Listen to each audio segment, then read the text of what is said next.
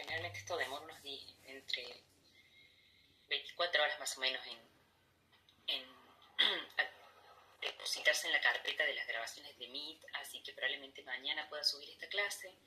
Y como les decía antes de iniciar la grabación, voy a corregir el video de la unidad 1 que no me salió bien y también lo voy a poner a disposición hoy mismo.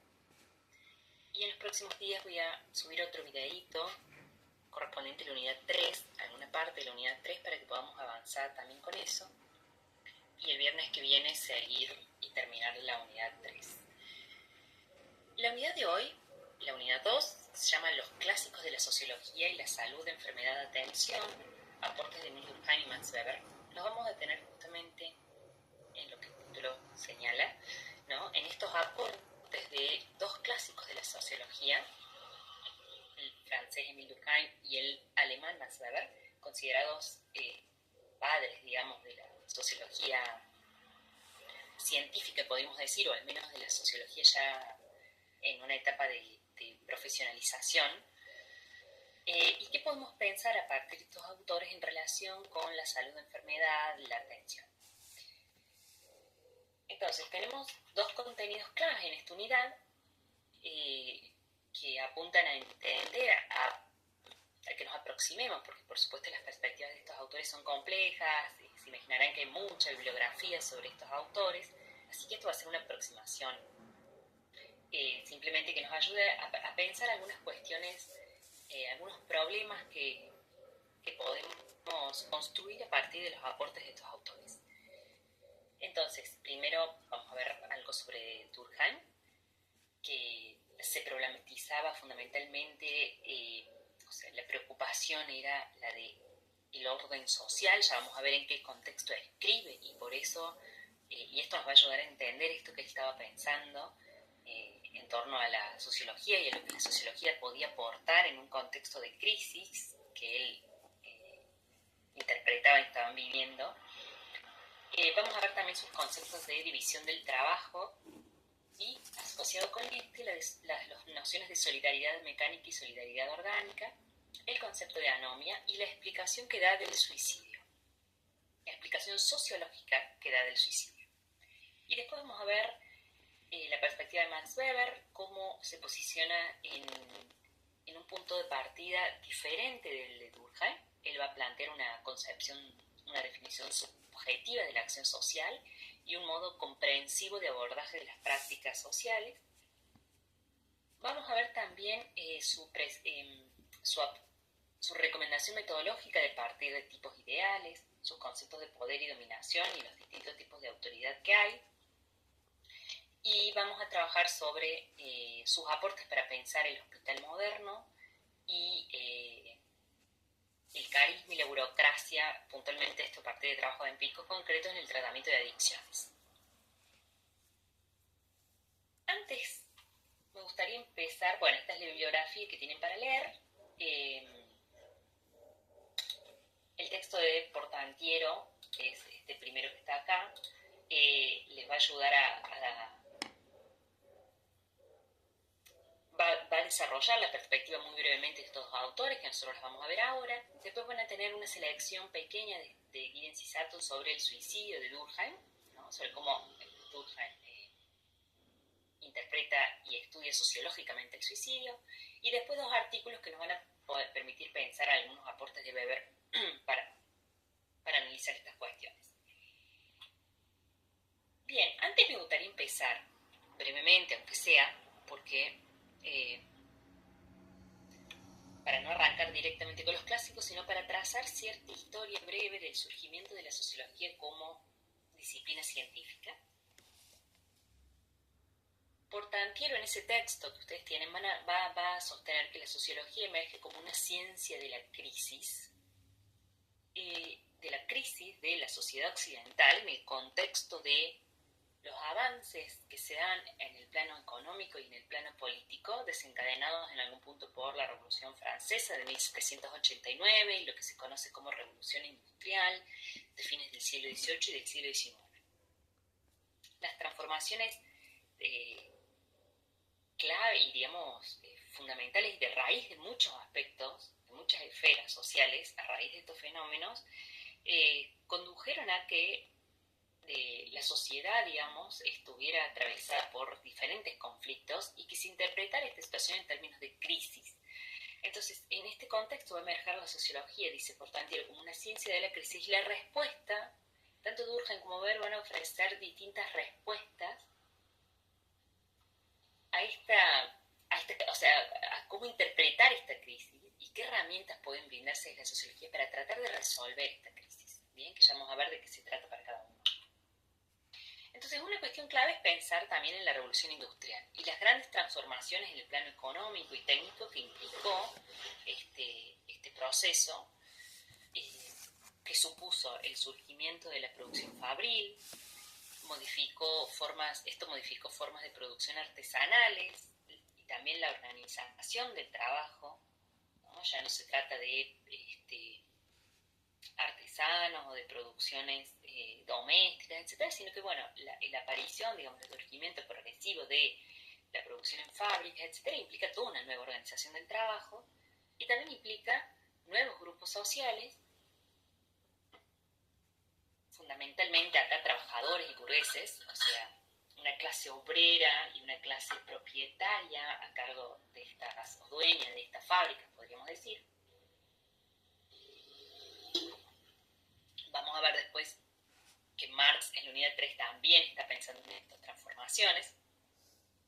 Y este proceso de industrialización también implicó procesos masivos de urbanización y de migración internas del campo, del rural urbana, es decir, la gente del campo, hay pequeños agricultores o de subsistencia que ya no podían sobrevivir en el marco de las transformaciones que se estaban dando, empiezan a emigrar a las ciudades en busca de nuevos trabajos, y esto causa muchos problemas también porque las ciudades no estaban preparadas para semejante cantidad de población. Entonces, la concentración de la población en las ciudades y implicó también problemas como el hacinamiento, la falta de saneamiento, enfermedades o contaminación, ¿no? Entonces, todas estas cuestiones generaron numerosos conflictos sociales de distinto tipo, que en la época se llamaron cuestión social, ¿no? Los reformadores de la época, las élites a cargo de los gobiernos de la época, hablaban de la cuestión social como para referirse a este conjunto de problemas que emergían de la nueva forma de organización política y económica de la sociedad.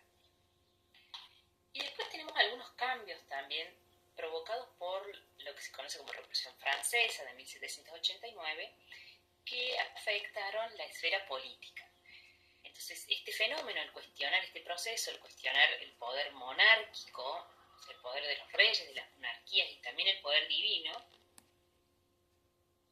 o sea, la idea de que el poder, en este caso de los reyes, provenía de Dios, ¿no? Al cuestionarse esto, emerge una pregunta clave sobre la legitimidad del poder. Es decir, bueno, si no viene del poder de Dios, ¿de dónde viene? ¿No? Entonces, todo un debate acerca de quién concede el poder a los gobernantes. Si no es Dios, entonces son los ciudadanos. Bueno, hay que votar, qué controles se pueden establecer. Entonces, toda una discusión sobre cuál es el poder legítimo.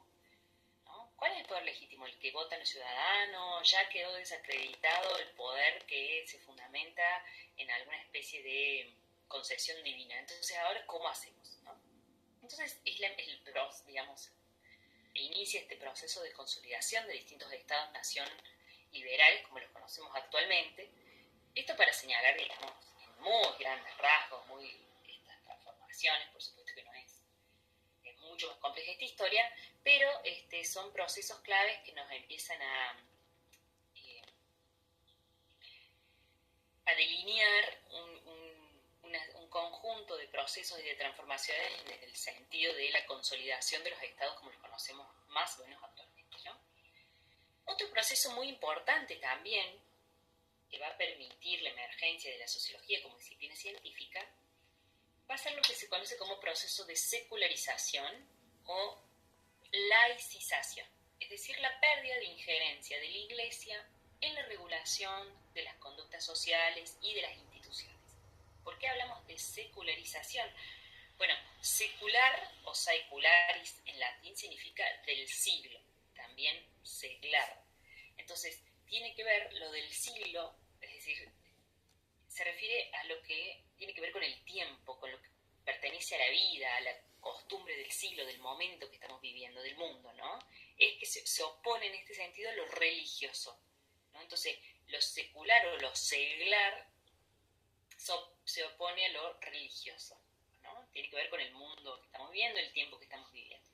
Entonces, este proceso de secularización o laicización, laico, ¿no? También está perdido como oposición a lo religioso, lo laico, tiene que ver con esta pérdida de injerencia, repito, de la Iglesia en la regulación de prácticas sociales y de instituciones sociales, ¿no? Tengan en cuenta que hasta que los estados nacionales comienzan a centralizar funciones como registrar nacimientos o matrimonios, todo esto antes estaba a cargo de la Iglesia. Eran fenómenos regulados y registrados por la Iglesia, los nacimientos, las defunciones, los casamientos, ¿no? Entonces, la progresiva centralización de los estados en la regulación de estas funciones apunta en detrimento de la Iglesia, ¿no? Y de su pérdida de poder. ¿Y por qué esto es importante? ¿Por qué les parece que esta pérdida de injerencia de la Iglesia es importante para la emergencia de la sociología como disciplina científica? ¿Qué les parece?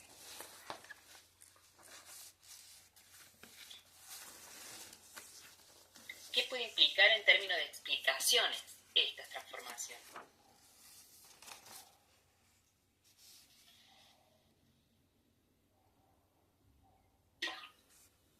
Yo creo que en el momento en el que la Iglesia pierde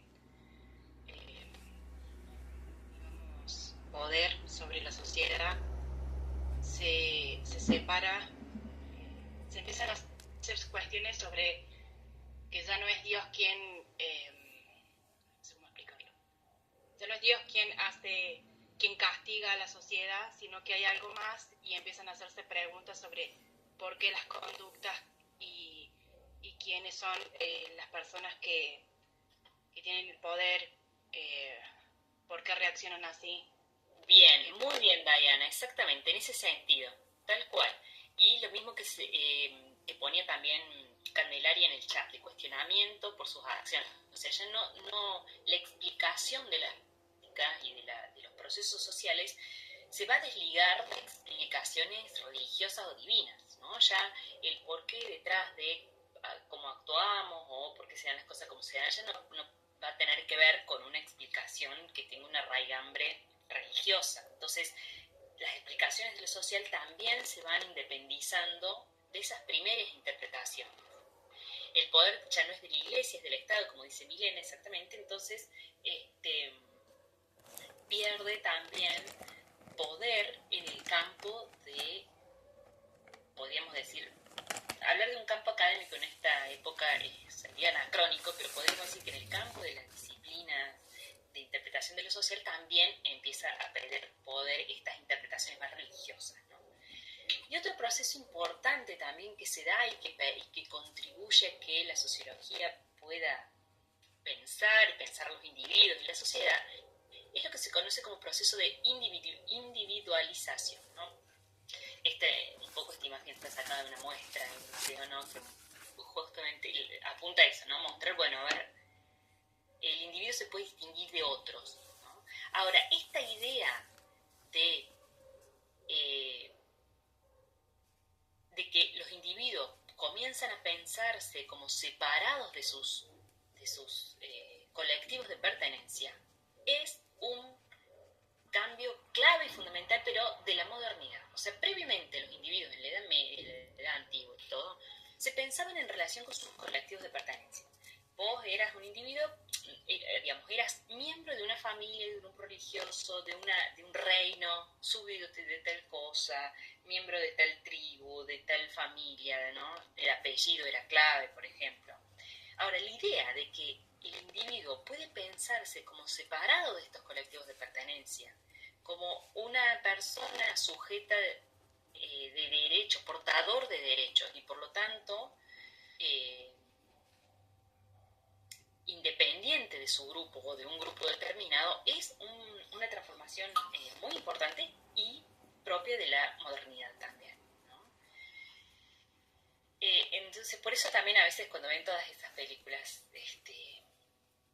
históricas, entre comillas, ¿no? De la antigüedad o de la época antigua, de la época medieval, donde parece que los individuos hablaran de derechos y bueno, eso es completamente anacrónico, porque no se pensaría en esa época de ese modo, ¿no? De que yo tengo derecho a esto o no me deja, no sé, no me acuerdo ya dónde vi esto, pero el diálogo apuntaba a una hija, le hacía el reclamo a un padre respecto de que ella no podía hacer como su camino independiente o su trayectoria independiente. Perdón la imprecisión, pero lo único que me quedó fue, bueno, la verdad que si uno lo piensa en términos fuera de la ficción, esto sería completamente anacrónico. Nunca una mujer en esa época hubiera hecho un planteo de ese tipo, menos en la Edad Media, digamos. Entonces, no se pensaban como sujetos individuales, eran siempre miembros de colectivos, acataban incluso lo que se decidía en el marco de esa familia, se casaban con quien... no sé, Milena, podría ser, yo me voy a fijar. De todos modos, Orgullo y Prejuicio está situado en una época posterior. Pero bueno, todas estas ideas del individuo portador de derechos, como libre en algún punto, que también es una ficción, que ya lo hemos visto en la Socio 1, son productos de la modernidad, ¿no? Entonces, en épocas antiguas el individuo se pensaba más en relación con sus grupos de pertenencia, ¿no? La idea de que había un individuo portador de derechos, etc. Y todas estas transformaciones, entonces, van a, recapitulando, entonces, el desarrollo, digamos, del capitalismo, de la producción industrial,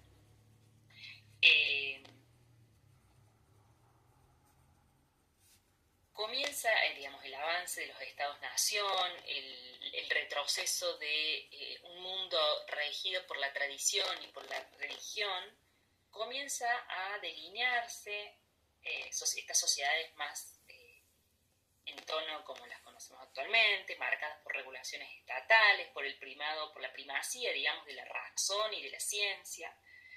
Entonces todos estos valores y principios, como dije recién, religiosos y tradicionales que ordenaban el mundo y que lo explicaban, comienzan a desmoronarse, ¿no? Entonces la cuestión era ahora, frente a estas tradiciones y religiones que nos ayudaban a entender lo social, ¿cómo lo explicamos ahora? ¿Cómo lo explicamos y cómo fundamentamos? ¿Cómo establecemos ciertas bases que permiten que este orden que está transformándose y que está radicalmente siendo afectado por estos cambios mantenga cierta regulación, o sea, cierto orden que no nos lleve a una guerra de todos contra todos, ¿no? Entonces, en este contexto y frente a esta pregunta emerge la sociología como disciplina científica, ¿no? Preocupada por explicar